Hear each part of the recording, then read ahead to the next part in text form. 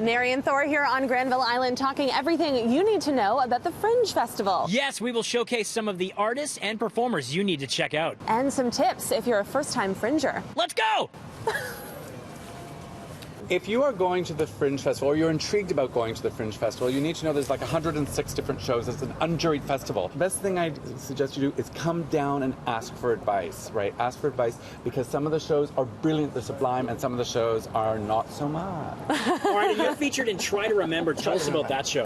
Try to Remember is written by a local guy. I'm just an actor in it, and it is a beautiful, beautiful story about his life with his father and his mother towards the ends of their lives. But there's magic surrealism in it, because we have big dance numbers. I tap dance in it.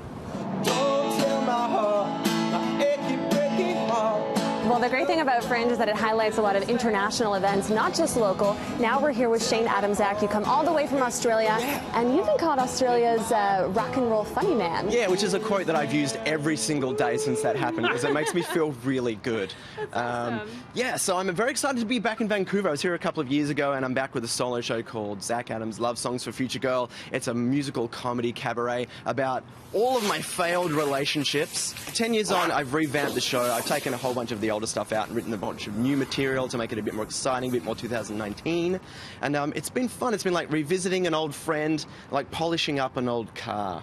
Yes, the ducks in the pond here at Granville Island feature prominently as one of the stories, part of Fake Ghost Tours 2, hosted by twin brothers Abdul and Sean, correct? That's right. These ducks are some of the most vicious and haunted animals on Granville Island. And you guys are twins. We are, yeah, identical twin brothers. I see. Okay, so take us through Fake Ghost Tours 2. You go all around Granville Island with people, telling them about the spirits that inhabit Granville Island.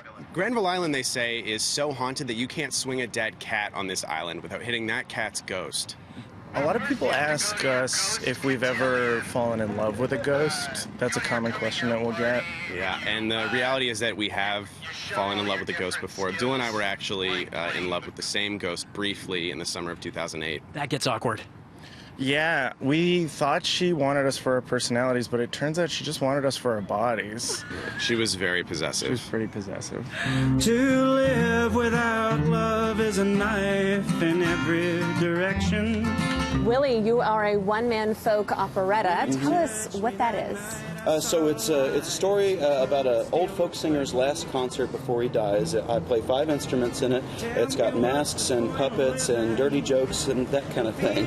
Can you take us through the journey of the character? The character is based on a bunch of people that I did interviews with throughout Arkansas and other southern states. So songs that I learned from old timers who I kind of ended up amalgamating into a single character who explores kind of a lot of what's wrong and what's right with American folk culture. Incredible. Outstanding. Okay, play us out, Willie. Okay.